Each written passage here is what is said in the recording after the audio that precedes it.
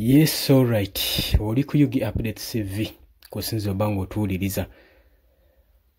Gwe yenna civilian oba munnansi ali eyo ng'okimanyi toli mu magye. Okusinziira ku UPDF Amendment Bill, Mwami Yoweri Kaguta Museveni gy'akava okuteekako omukono, mulimu akawaayi akapya ke bataddemu. Kati kitegeerekese nti singa onookwatibwa na bino wammanga bye nkuteeredde mu katambi kano gwe kaakukujjuutuka. Bagambye bino bye nkuteeredde mu vidiyo eno singa onoosangibwa nabyo gwe wajja kuba tewaliwo kuwoza, ojja kuba ng'otwalibwa butereevu mu court martial, mu kkooti y'amagye gwali eyampuliriza. Ebyo wammanga ebifaananyi bye nkusiigidde bye bimu ku bigambibwa nti singa bisangibwa ne civilian kaba kaweddemu. Omwo mulimu gambutusi eya Army Green bagikuteereddewo, tokkirizibwa kugyambala. Mulimu engatto zaffe zino zetubadde tutera okwambala empanvu ezimalayo ez'obuguwa zetwandiyise boots, naye ekyewuunyisa nti baziwadde mu kkala ya black, tezijja kukkirizibwa civilian n'omu kuzambala, era singa bakwatako ng'ogyambadde kajja kuba nga kaweddemu. Oli ku Yugi Update CV kosinza oba ng'otuuliriza gwe tannatweyungako nkutegeeza kkirira wansi waliwo ekigambo subscribe kikoneko obeere nga otweyungako. Abali emitala w'amayanja mu diaspora nammwe mbalamusizaako nnyo sibeerabidde, mwebale kwekumira ku mayengo gano aga Yugi Update CV.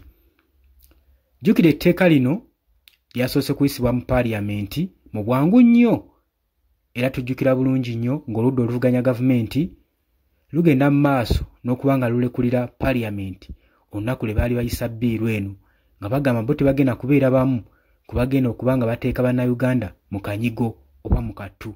Era Joel Ssenyonyi yakwata omuzindaalo n'akatema Speaker wa Parliament Anita Amongo nti ffe tugenda kuba twabulira Parliament tubalekere etteeka lyammwe muliyise nga emwagala.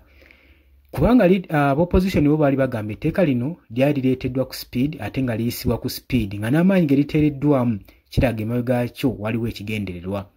Ate nga bagamba nti etteeka lino lyaleeteddwa lyagala okuyisibwa naye nga likyalina ebirumira bingi era nga teryafunye kye bayita jurisdiction mu mateeka, terina mateeka gali kugira kubanga liyisibwa mu Parliament olw'ensonga nti lyali tericonsultingiddwa mu public eri bannayuganda kuteekayo ndowooza yaabwe ku tteeka lino erigenda okuba nga liyisibwa, kubanga lyali liyisibwa nga ly'abantu si ly'amagye.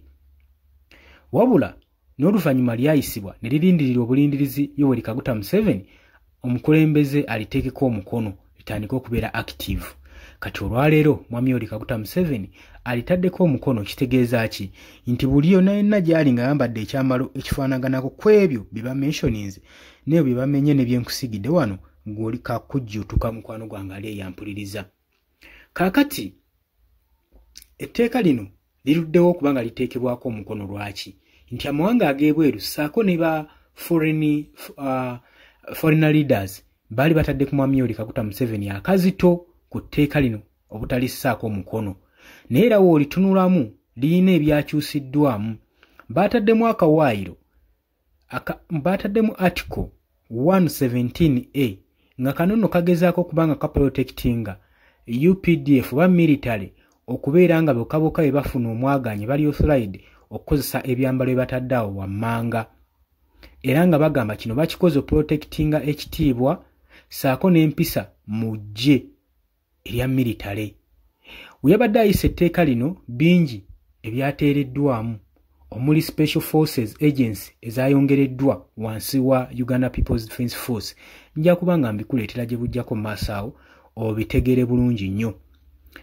Kaakati newankubadde omukono gussiddwa ku tteeka lino, bangi bakitunuulidde nga bannabyabufuzi abasinga bali kudda oluvuganya bakitunuulidde nga ekintu ekikoleddwa okwagala okusirisa ba opposition.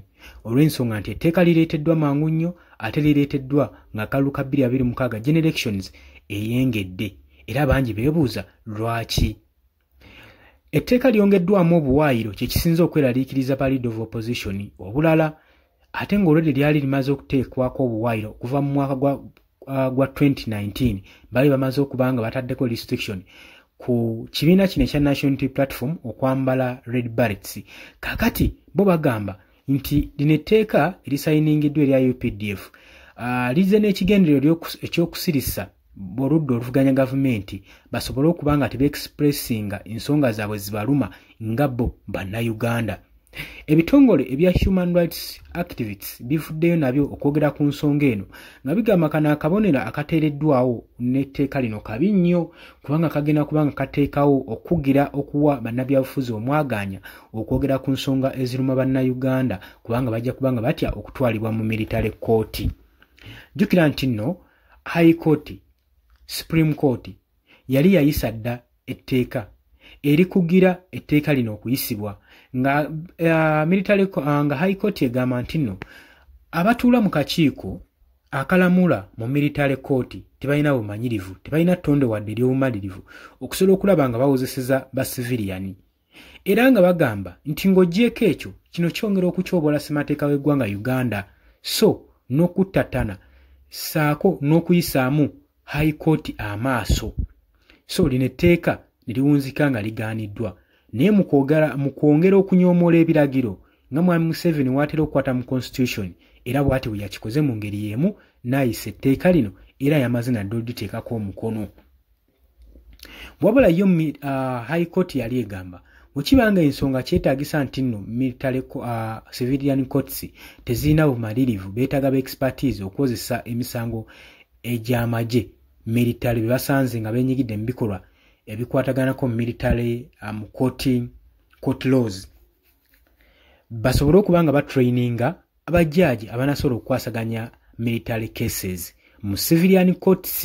Ekyo kyo kye baali basaba naye kino kirabika parliament yakigaana.